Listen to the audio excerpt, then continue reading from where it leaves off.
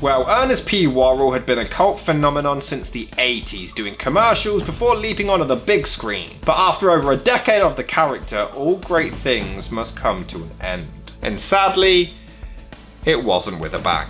What I mean? By this point, both Jim Varney and John Cherry had grown tired of this character, believing it had run its course and they wanted to explore other things, on the more serious side of things, fully intending to retire Ernest P. Worrell once and for all. Jim Varney claimed that he wished he actually did more dramatic things in between the Ernest films, which was one of his biggest regrets, not happy with playing the exact same character for 10 years straight. Ernest is now a golf ball collector, but it's his dream to become a war hero. He agrees to join the army only so he could drive larger war vehicles, being assured that he'll never be sent into combat, and yeah, you can guess exactly where this is going. Much like its predecessor, it was panned and seen as nothing more than a cheap, desperate attempt to recreate that Ernest magic. That's enough for now. I mean, at least they pre-warn us. The first thing we see is a lazy opening title sequence and then the remains of the Ernest franchise. It has been the burden of my people to struggle under the iron fist of ruthless leaders. Sir, you do realise that you're in an Ernest film, right? Yeah, this narrator deserves a pay rise. He gives it his all despite being in an Ernest film. He's making me believe I'm watching Gladiator or some shit. And sadly, even if the previous films weren't great, Jim Varney was. Unfortunately, that isn't the case in this one. A minefield. Mines diabolically disguised as your average garden variety golf ball or Golfus Dimplus Sphera coli. Yeah, I'm glad they didn't force out another one of these. Shortly before the movie entered production, Jim Varney was diagnosed with lung cancer. John Cherry still pressed for the movie to begin shooting anyway, as he was convinced that Varney would recover, but during filming his health began to deteriorate. His comedic timing was obviously off, and his usual fast reactions and talking were noticeably a lot slower, and he ran out of breath quicker due to being a heavy smoker, often needing frequent breaks between every single shot. They tried to re-edit or work around these scenes, but I think it's still pretty obvious, and it's truly sad to see. Army people drive. Army people, army people, army people. Did they just run out of things for Ernest to say? He tries to do his characters, but it's just not funny, or interesting, or anything. It is the ultimate urban assault vehicle. It has 67 cylinders, 3,000 horsepower, seating capacity 1. We get the same obligatory dumbass duo who talk in fast succession, but they're not funny either in this one. They spoof James Bond randomly for some reason, which isn't that funny. This guy just speaks in fluent bad guy. What motivates him is what motivates every American general. Publicity. Ugh. I'm going to make myself a sandwich. Ugh. You're not French, are you? Barnes, is this man French? You know I hate the French. There's people who like the French? Cindy Swanson, WZAB. Remember me, Cindy? Did Ernest just rip off Scream? But I hope you find Ernest ASMR funny. Move it, move it. Yeah, wait up. He tries to do the Ernest shtick to the general, but the dialogue just isn't funny. I don't know if they just couldn't write anything funny for Jim to say or do, or if the shtick was just stale by this point, but it's just not funny. I don't know anybody in Kyrgyzstan. I don't speak Kyrgyzstanese. And besides, my lips will peel. Soldier, do you have a problem here? Yeah, I gotta pick up golf balls next week. Okay, he picks it back up over the guy, which is pretty amusing. But even that, they stretch it out quite literally for as long as possible. Until he murders the guy. Alright, they kind of saved it. Know what I mean? Oh, Ernest. Why is everyone so casual about Ernest murdering people in this series?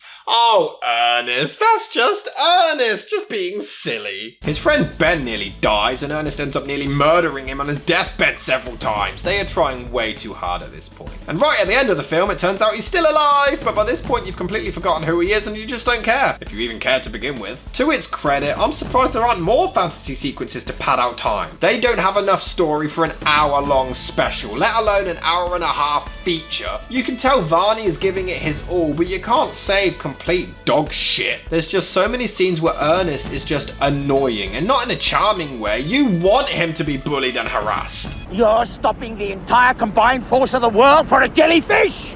A baby blue jellyfish? Okay, it's a little bit funny. Then he mistakes drop and give me 20 for money. Yeah, that's never been done before. You ever been to Kyrgyzstan before? No, never been further east than Savannah.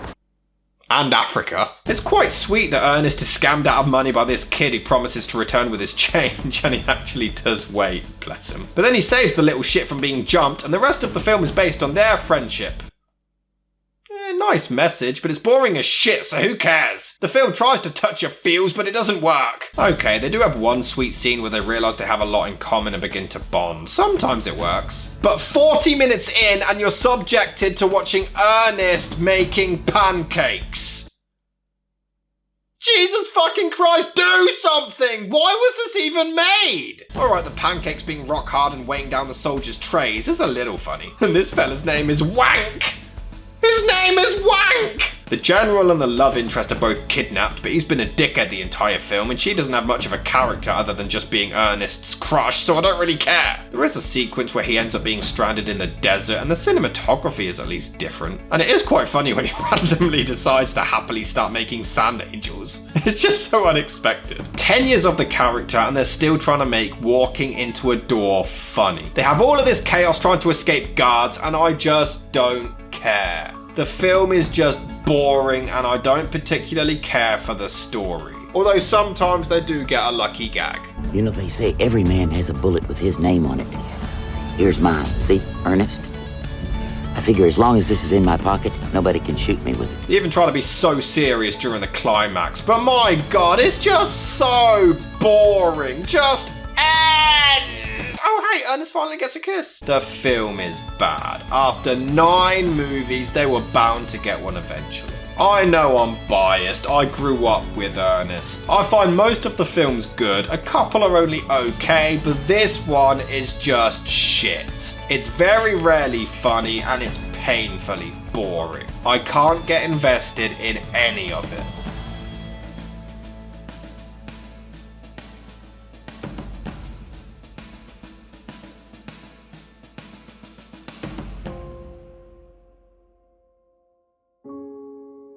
And not long after, John Cherry wanted to produce a non-Ernest comedy film starring Jim Varney, titled Pirates of the Plane, which did end up getting made with Tim Curry playing the role that was intended for Varney. But by the time shooting began, Jim was far too ill to take part. They also planned a movie to officially end the series and pass the torch to a younger talent, titled Ernest and Son, with 3 script ideas. One was that Ernest would take part in a science experiment where he is cloned and given a younger, smarter version of himself. Another was that Ernest would win the lottery and find out that he actually has a son, but it's only after they bond he finds out that it's not his son and the mother was just using him for the money. And the final idea was that Ernest would basically adopt a homeless kid and he would have to prove to the government that he is a capable guardian, but none of these came to fruition due to Varney's poor health.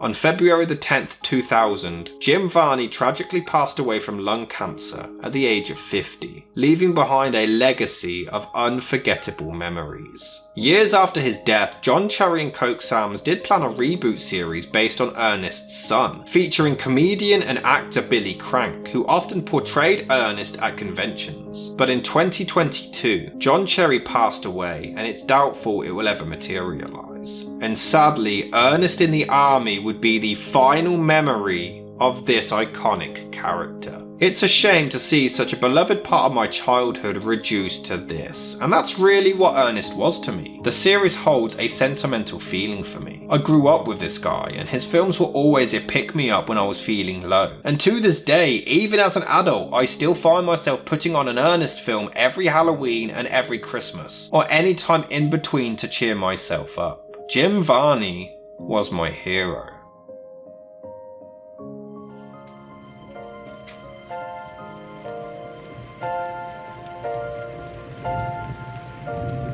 Gee, I'm glad it's raining.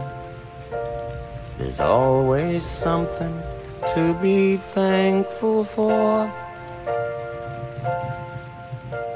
I'm awfully glad it's raining, 'cause no one sees your teardrops when it pours. And no one knows the thunder is your heartbreak in disguise. They think the rainy nights what put that sad look in your eyes. Sure, I'm glad it's raining. The gentle rhythm soothes the pain inside. I'm glad the stars aren't shining. A wounded warrior needs a place to hide. I thought I had found someone I could count on till the end. What they wanted was a hero. All I needed was a friend. Gee, I'm glad it's raining. I hope the morning sun won't come up soon. As long as it keeps raining, no one knows my heart broke right in two. I thought I had found someone I could count on till the end. What they wanted was a hero. All I needed was a friend. Sure, I'm glad it's raining.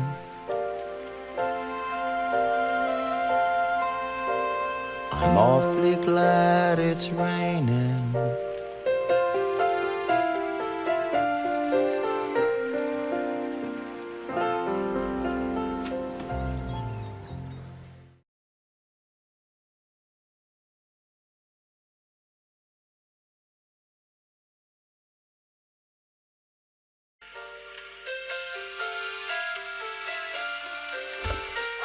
Rest in peace, Jim.